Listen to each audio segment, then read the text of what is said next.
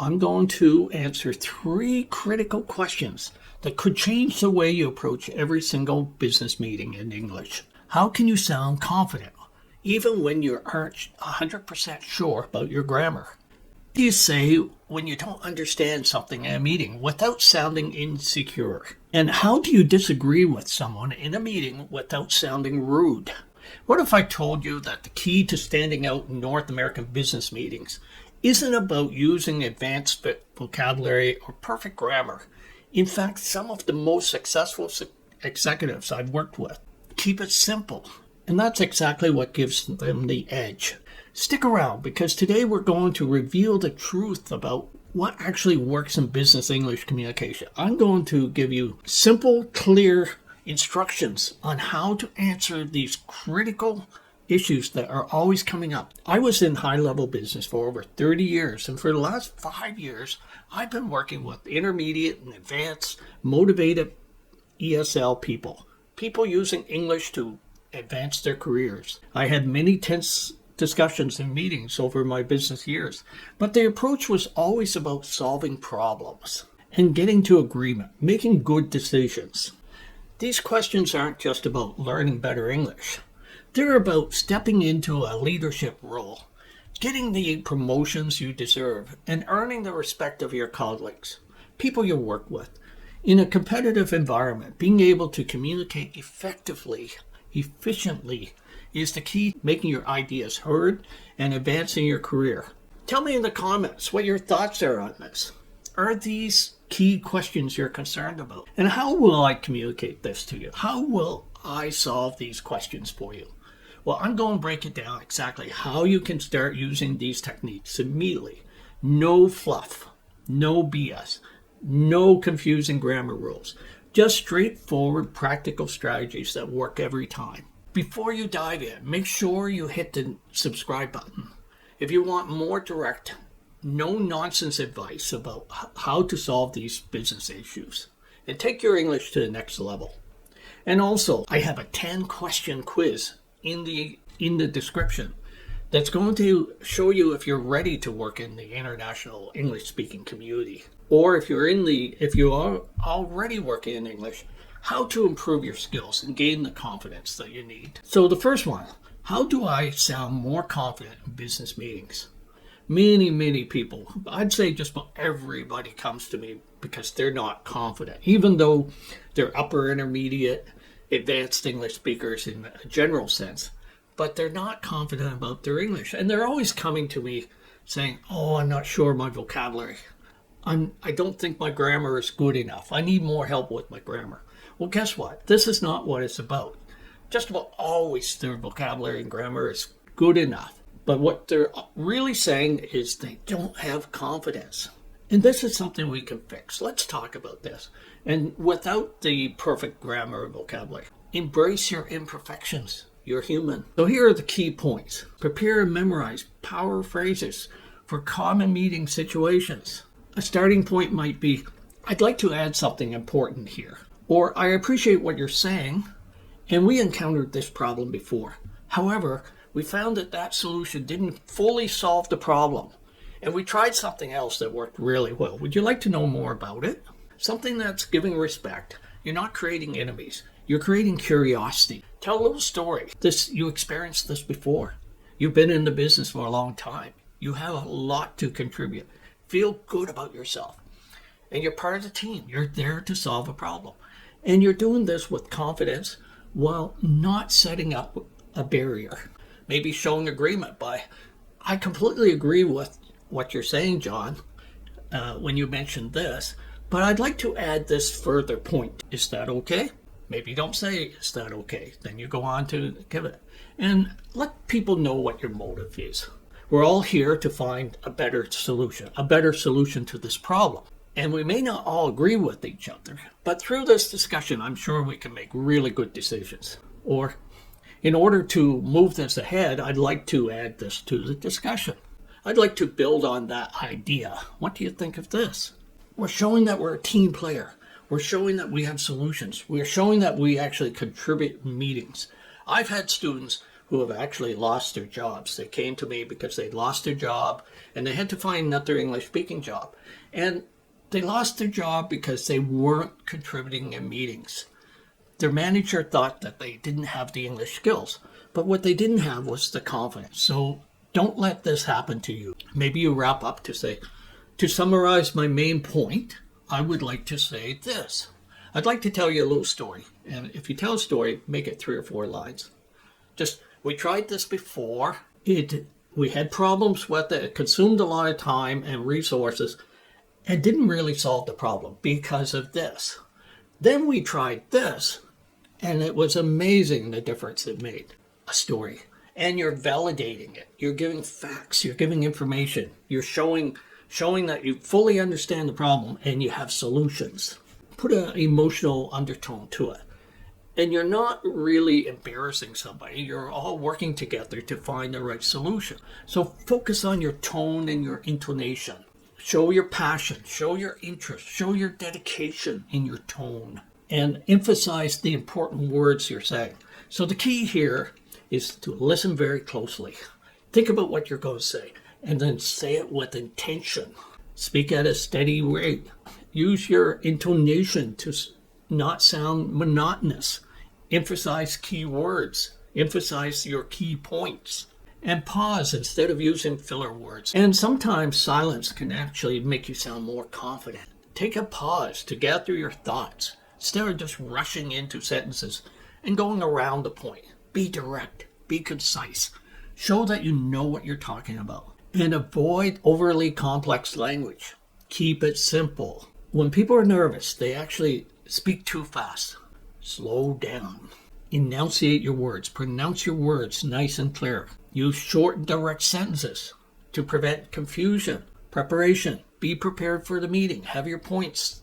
Anticipate potential questions and prepare your answers. Ensure that you're ready when it comes up. Have some notes. I don't want you to memorize things. I want you to have your ideas together. And maybe on a sheet of paper in front of you, you have a few points. Maybe you have some facts. So you've shown that you've studied the problem and you've done some research and you've reached some conclusions. Definitely watch your posture. Consider your eye contact with the camera. Use small and controlled gestures to support your message. Move around a little bit. Show your interest by getting closer and further away for engagement. Focus on your key vocabulary. Simple vocabulary. Direct it at the issues. So it's not about being perfect. It's not about having perfect grammar. It's about getting your ideas across to the group. Confidence comes from expressing ideas, not necessarily from perfect grammar. I've seen this over and over again. As you do more of these meetings, you contribute more. Your confidence is going to grow. It's not going to be a problem. So speak slowly and clearly. Get your message across. Don't forget some role playing also. An important tool I use with many of my clients. We role play before important meetings. We role play the kinds of common situations where people are running into problems. Don't forget to record yourself during practice to identify areas where you can adjust your tone or phrasing and where confidence could be more evident. Confidence can be improved. Maybe use more assertive statements when you're phrasing your points. I believe, I recommend. This is what we should do rather than phrases that show hesitation as maybe or I think or I'm not sure. And don't apologize for your language limitations. Remember, you speak multiple languages. Most people in North America only speak one language. You are very special. So don't say something like, sorry, my English is not perfect, or apologizing for making mistakes. Just keep on going. Unless there's a real problem, unless you think they're not understanding you. Then slow down and speak clearly. Ask questions to show engagement. So confident people are curious and contribute, not only by making points, but also by engaging others as well. Think about the volume of your voice also. So how about the second question?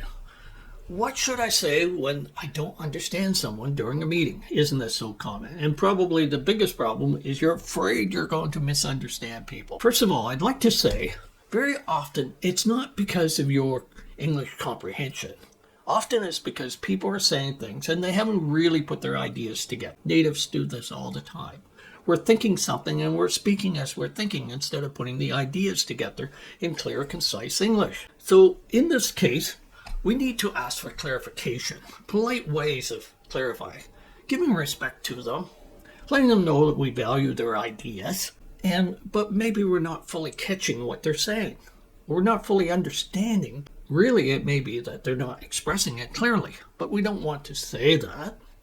We might want to say, instead of could you please repeat that, we might say, could you rephrase that for me? I didn't quite catch it, or I'm not quite following you on that last point. Now, often people speak and at the end, the level of their voice falls off. And this can be a real problem. So don't be afraid to ask them to repeat themselves. But as maybe it's easier to say, well, I didn't quite catch that. Could you repeat the last phrase, please? Or could you elaborate on that? Could you rephrase that for me? So it might be a statement like, I'm not sure I understood. Could you clarify that point? I would say that to a native speaker sometimes. It's not just because you're ESL. You could also say, could you say that again, please? Although I'd like them to use different words. So could you rephrase that again, please? Could you rephrase that? So these phrases are clear, they're polite, they show that you care about understanding their discussions. And you might even say, I see that you're presenting some really important ideas, but I didn't fully understand your last point. Could you rephrase that? Could you elaborate on that? Could you provide more detail, please? And specify what you need clarified. Instead of asking for a full repeat, you can specify what you missed. I understood most of what you said, and I really respect your ideas. But your last point, I was kind of lost on. Could you rephrase that, please? Maybe give a little more information of why you feel it's that way. I didn't catch the last part. What did you say about that timeline? Here in Canada, we'd probably say, I'm sorry, I didn't catch that last part. What did you say about the timeline? So this approach shows that you are attentive, but need small gaps filled in at times. Paraphrase what you heard. So sometimes we'd say, okay, what I'm hearing is that you have concerns about this new program. Am I correct? Am I understanding you correctly? Am I getting the message right? I might also say, just to make sure, I understood you correctly. Are you saying that? So if I understand correctly, we should focus on this task first. Is that right? This not only clarifies, but it also shows engagement and active listening. And maybe use indirect approaches to avoid interruptions. If you don't want to interrupt someone in mid-sentence, use indirect ways. Note down what you didn't understand and ask about it at the end. Sometimes you might say, can we roll back to that last point about this? So ask for clarification without interrupting. Ask for rephrasing. Sometimes repetition doesn't really help, especially if the vocabulary is challenging or the person hasn't really put their ideas together. Could you explain that in a different way, please? I'd really like to understand the idea here. Could you rephrase it? I want to make sure I fully understand what you're saying. This will get them to use simpler language, make it easy for you to follow. Perhaps they'll summarize their idea instead of going around circles. Maybe you're going to ask them for an example of it to really clarify it. And guess what? There are probably other people in the room that have the same concerns you have, but you are more direct. You want clarification. You want the answers. You want to come to a good decision. You're not shy. You are a leader. Could you provide an example of what you mean? That's a very good thing. Can you give concrete examples of how this would work? So this makes it tangible and understandable. Maybe they're speaking too fast. This is important. I want to make sure I fully understand. Could you speak a little slower, please? I'm following along, but would you mind slowing down just a little bit, please? Maybe you want to acknowledge that the topic's very difficult, and that can soften your request for clarification. This is quite complex, so I just want to make sure I'm fully getting it. Could you explain how that affects the next step? This shows that the problem is not your English, but the topic itself. This is often the case. Don't always think that it's your poor English that's the problem. Use follow-up questions for clarity. Ask them if they've considered this. Have they done this? How did the program act when it was under load? What did the focus group think of it? Could you elaborate a bit more on how this affects our deadline? Elaborate, maybe the word's a little too much. Maybe you'd say, could you clarify a bit how this will affect our deadline? They're going to give you additional context. It's going to help a lot. Maybe you ask how this relates to what we discussed earlier. How is this aligned to our previous approach to the problem? Take advantage of recaps or meeting summaries. Maybe when they're summarizing, you realize there's something there you didn't fully get. Ask them to maybe give a little more detail on that point again. I may have missed a key point during the recap. Could you go over this, please?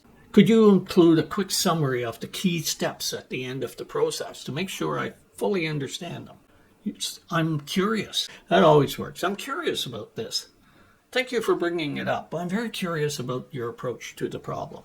How you feel this will fully solve the issue. Have you considered this?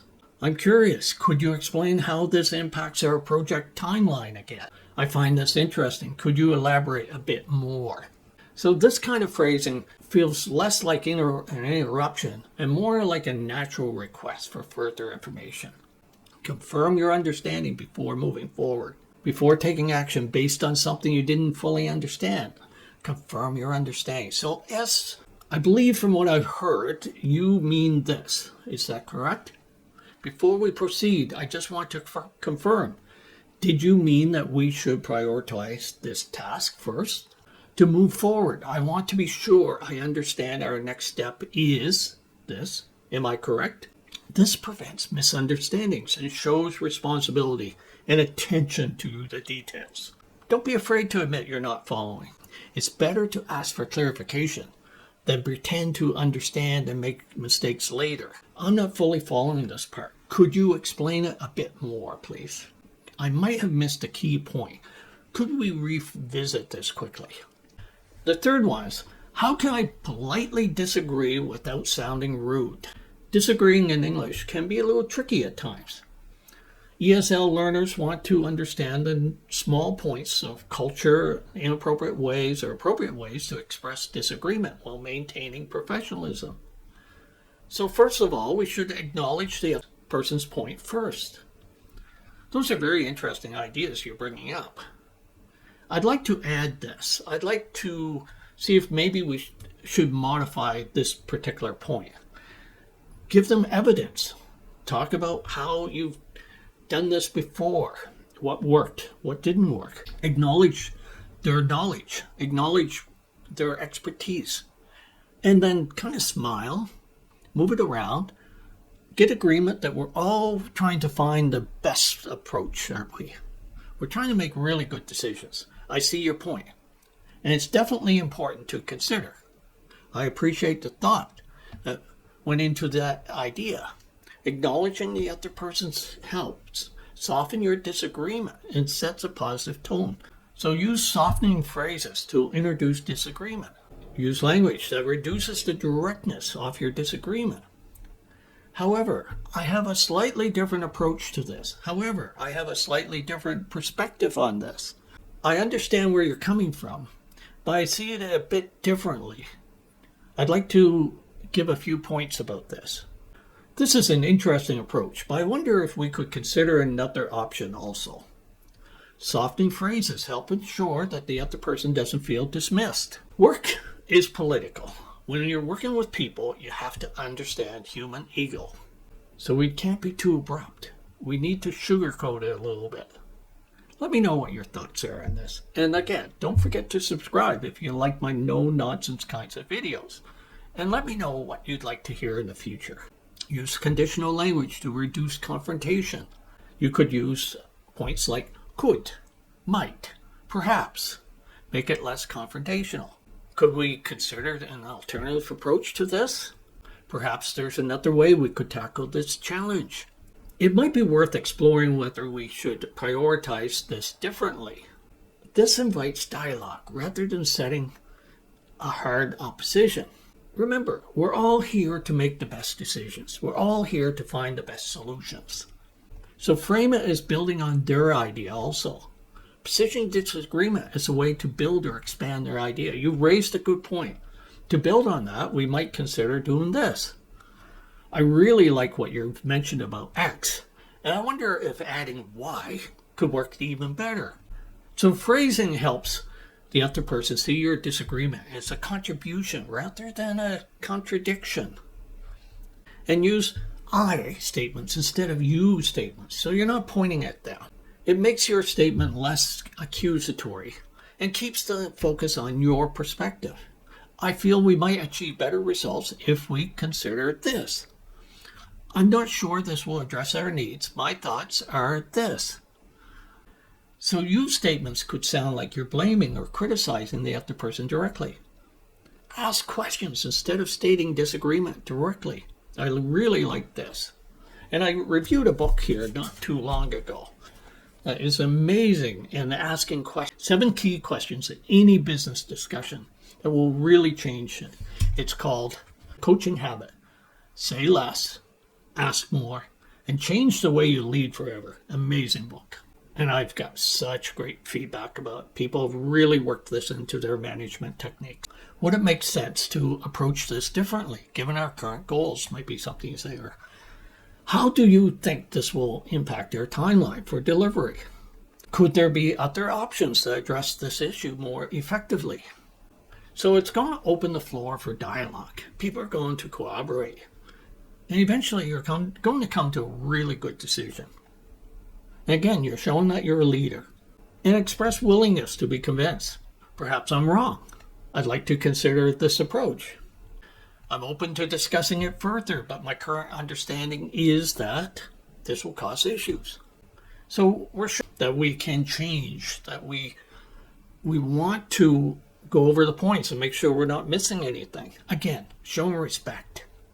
Use positive framing when possible. Frame your disagreement in a way that focuses on positive outcomes. I think doing X instead of Y could help us achieve better results with fewer resources. Again, we're showing our flexibility, our interest in getting to a great decision.